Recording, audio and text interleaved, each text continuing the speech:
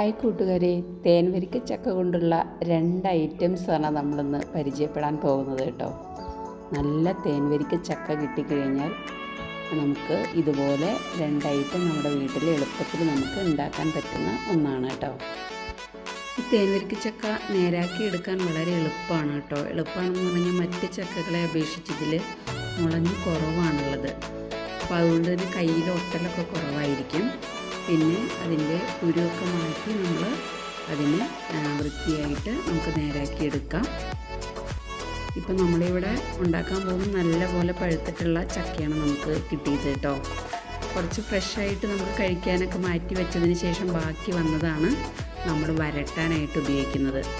അപ്പോൾ ഈ ചക്ക വരട്ടുക എന്ന് പറയുന്നത് കുറച്ച് നേരം നിന്ന് നമ്മൾ മെനക്കെട്ട് നിന്ന് ഇളക്കേണ്ട ഒരു പണി ഉണ്ട് എന്നുള്ളത് ഒഴിച്ച് കഴിഞ്ഞാൽ പക്ഷേ വളരെ എളുപ്പത്തിൽ ഉണ്ടാക്കാൻ പറ്റുന്ന ഒരു ഐറ്റമാണ് കേട്ടോ ഈ ചക്ക വരട്ടിയ സംഭവം. കഴിച്ചു കഴിഞ്ഞാൽ അതുകൊണ്ടുണ്ടാക്കുന്ന ഐറ്റവും അതിലേറെ ടേസ്റ്റുള്ള ഒന്നാണ്.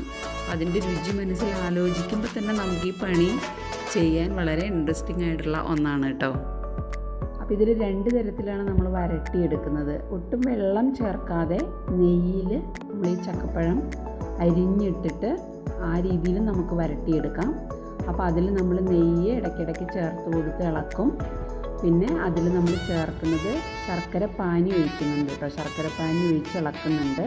അപ്പോൾ അത് മാത്രമാണ് നമ്മളതിൽ ചേർത്തിട്ട് നല്ലപോലെ ഇളക്കി അതിനെ ഉടച്ചെടുക്കണം. ചക്ക നല്ലപോലെ ഉടഞ്ഞു വരുന്നത് പോലെ ഇളക്കി നമ്മളത് ചക്ക വരട്ടിയെടുക്കുകയാണ് ചെയ്യുന്നത്. പിന്നെ അതിലവസാനം നമ്മൾ ഏലക്ക പൊടിച്ചതും കൂടെ ചേർത്ത് കൊടുക്കും.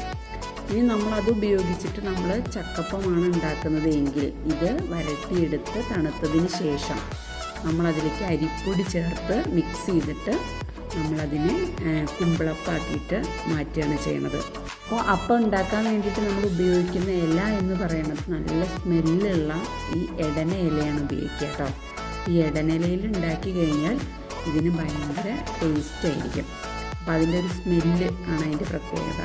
അപ്പോൾ അതിൽ നമ്മൾ കുമ്പിൾ കുത്തി നമ്മൾ ചക്കപ്പം ഉണ്ടാക്കാൻ വേണ്ടിയിട്ടാണ് നമ്മൾ ഒന്ന് ഉപയോഗിക്കുന്നത് ഈ ചക്ക വരട്ടിയത്. പിന്നെ നമുക്ക് ഈ ചക്ക വരട്ടിയത് നമുക്ക് ഫ്രഷായിട്ട് തന്നെ ഈ വരട്ടിയതിന് ശേഷം തണുത്താറിയതിന് ശേഷം നമുക്കിത് ഫ്രിഡ്ജിൽ വെച്ചിട്ട് നമുക്കിത് പിന്നീട് ഉപയോഗിക്കാവുന്നതായിട്ട് എത്ര നാൾ വേണമെങ്കിലും നമുക്കിത് സൂക്ഷിച്ച് വെക്കാൻ പറ്റും. എടുക്കുന്ന സമയത്ത് നമ്മളത് ചൂടാക്കി നമുക്ക് ഉപയോഗിക്കാം. ഓക്കെ, അപ്പോൾ ആ രീതിയിൽ നമുക്ക് വരട്ടി എടുത്ത് വെക്കാനും കഴിയുന്ന ഒന്നാണിത് കേട്ടോ. പിന്നീട് കുറേ നാളുകൾക്ക് ശേഷം നമുക്ക് ഉപയോഗിച്ചാൽ മതിയെങ്കിൽ അങ്ങനെ നമുക്ക് എടുത്ത് വെക്കാൻ പറ്റുന്ന ഒന്നാണ് ഈ ചക്ക വരട്ടിയത്. നമ്മുടെ വീട്ടിൽ ഇതിൻ്റെ ഒരു വലിയ മരം ഉണ്ടായിരുന്നു കേട്ടോ. അത് മുറിച്ച് മാറ്റിയപ്പോൾ അതിൻ്റെ പിന്നീട് കിളിർത്ത് വന്നിട്ടുള്ള തണ്ടുകളിൽ നിന്നുള്ള ഇലയാണ് ഞാൻ എടുക്കുന്നത്. തളിരിലയല്ല ഉപയോഗിക്കുക, നല്ല പാകമായിട്ടുള്ള ഇലകൾ വേണം എടുക്കാൻ കേട്ടോ. ഇനി മറ്റൊന്നെന്ന് പറയുന്നത് നമ്മൾ അപ്പം തന്നെ ഫ്രഷായിട്ട് നമുക്ക് ഇത് പായസം പോലെയും നമുക്കിത് കഴിക്കാവുന്നതാണ് കേട്ടോ. അപ്പോൾ അതിന് നമ്മളെന്താ ചെയ്യുന്നതെന്ന് വെച്ച് കഴിഞ്ഞാൽ കുറച്ച് വെള്ളം ആദ്യം തിളപ്പിക്കാൻ വെക്കും ചട്ടിയിൽ. എന്നിട്ട് അതിലേക്ക് നമ്മൾ ചക്ക നല്ലപോലെ കഴുകി അരിഞ്ഞെടുത്തത് ഇട്ടിട്ട് അത് നേരത്തെ ചെയ്തതുപോലെ നല്ലപോലെ ഇളക്കിയെടുക്കുകയാണ് ചെയ്യുന്നത്. എന്നിട്ട് അതിലേക്ക് ശർക്കരപ്പാനിയും നെയ്യും ചേർക്കുന്നുണ്ട്.